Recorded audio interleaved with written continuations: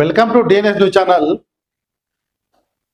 నేను గత కొన్ని రోజులుగా మా ఛానల్ వెంటకాంచి నేను బీఆర్ఎస్కు వ్యతిరేకంగా నేను కొన్ని వీడియోలు చేస్తూ ఉన్నా. చాలామందికి డౌట్ వస్తుంది, నేను ఈ వీడియోలు ఎందుకు చేస్తున్నా అనేది. నేను ఇంకా ఎవరికి నేను ఒక క్లారిటీ అనేది ఇవ్వలేదు. వీళ్ళు బీఆర్ఎస్ పార్టీ నాయకుల చేతిలో తెలంగాణ రాష్ట్రంలో కొన్ని లక్షల మంది జీవితాలు ఆగమైపోయినాయి. అందులో నా జీవితం కూడా బీఆర్ఎస్ పార్టీ నాయకుల వల్ల ఖరాబ్ అయిపోయింది. నేను బాధింపబడ్డా కాబట్టి, నేను వేధింపబడ్డా కాబట్టి నేను ఈరోజు గత 6 నెలలుగా బీఆర్ఎస్ పార్టీకి వ్యతిరేకంగా నేను చేస్తున్నా. నేను కాదు, బీఆర్ఎస్ పార్టీని నమ్ముకొని లక్షల మంది విలువైన సమయాన్ని, కోట్ల రూపాయల డబ్బును కూడా వాళ్ళు పోగొట్టుకున్నారు. ఒకసారి చూద్దాం. ఇగో కేసీఆర్ సినిమా తీసి సంకనాకిపోయా ఇంటర్వ్యూలో కన్నీళ్ళు పెట్టుకున్న కమెడియన్ రాకింగ్ రాకేష్ తన ఆటోబయోగ్రఫీని సినిమా తీయమని ఎర్రవల్లి ఫామ్ హౌస్ పిలిపించి కేసీఆర్ అడిగారు. సినిమా తీసే ఆర్థిక స్తోమత నాకు లేదని చెప్తే అవన్నీ మేము చూసుకుంటామని హామీ ఇచ్చారు. సినిమాకు సంబంధించిన స్టోరీ, స్క్రిప్ట్, మాటలు, పాటలన్నీ కేసీఆర్ ఇచ్చిండు. ఆయన ఇచ్చిన భరోసాతో అప్పులు చేసి కేశవ చంద్ర రమావత్ కేసీఆర్ అనే సినిమా తీశాను. రిలీజ్ చేశాక స్టోరీ బీఆర్ఎస్ కార్యకర్త కూడా నచ్చలేదు. సినిమా అటర్ ఫ్లాప్ అయింది.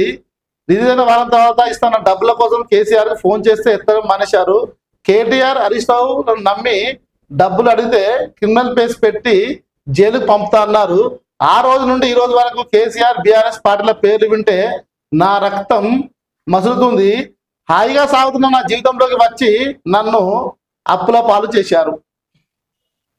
అయ్యో, కమేడియను రాకేష్ పాపం ఆయనే ఈటీవీలో వేరే మా టీవీలో జబర్దస్త్ షో చేసుకొని బతికేటువంటి ఒక కుర్రోని ఫోన్ చేసి మరి పిలిపించుకొని మాయ మాటలు చెప్పి కేసీఆర్ మీద మంచి సినిమా దిగి ఎలక్షన్ టైము ఈ సినిమా మొత్తం బ్లాక్ బాస్ హిట్ అయిపోతుంది, 100 కోట్లు వస్తాయి తమ్మి, డబ్బంతా నువ్వే ఇసుకో, మాకు ₹1 కూడా వద్దు మాకు, కాకుండా సినిమాకు కూడా డబ్బులు కూడా మొత్తం మేమే పెట్టుబడి పెడతాం మీకు అని చెప్పి ఆ పిల్లగాడిని నమ్మిస్తే ఆ పిల్లగాడు ఉన్న ఇల్లు, ఆస్తులు మొత్తం అమ్ముకొని సినిమా తీస్తే ఆ సినిమా కాస్త ఎలక్షన్ ముందు అట్టర్ ఫ్లాప్ అయిపోయింది.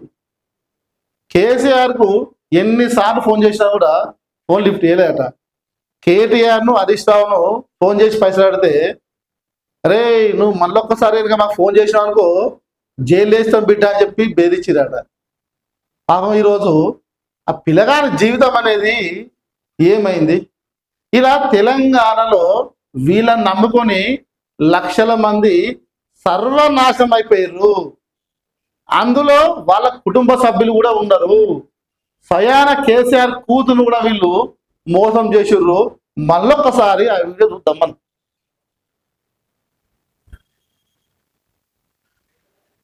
ఈసారి ఎవరైతే వాళ్ళే కేసీఆర్ పంపించి ఆయనకి ఓడిస్తామని తప్ప ఇక కొడుకుడు మీద ఇంకా వేసుకుని బాధ్యారు.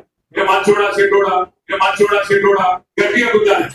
BRS party working president KTR Ramarao గారు ఒక మాట పదే చెప్తా ఉన్నారు, మంచోడైనా చెడ్డోడైనా దొడ్డోడైనా సన్నోడైనా.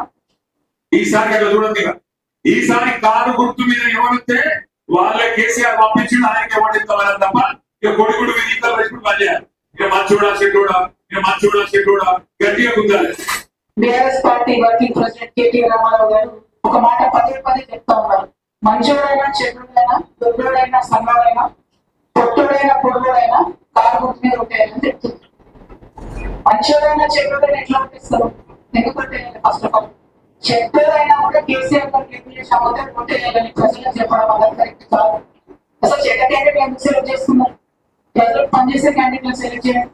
అది కేవలం మీ యొక్క నియంత్రణతో ధోరణికి, మీ యొక్క రాజరిక ప్రకటనలకు వర్తం పడుతున్న తప్పితే ప్రజాస్వామిక విలువలకు అర్థం పడడం లేదు.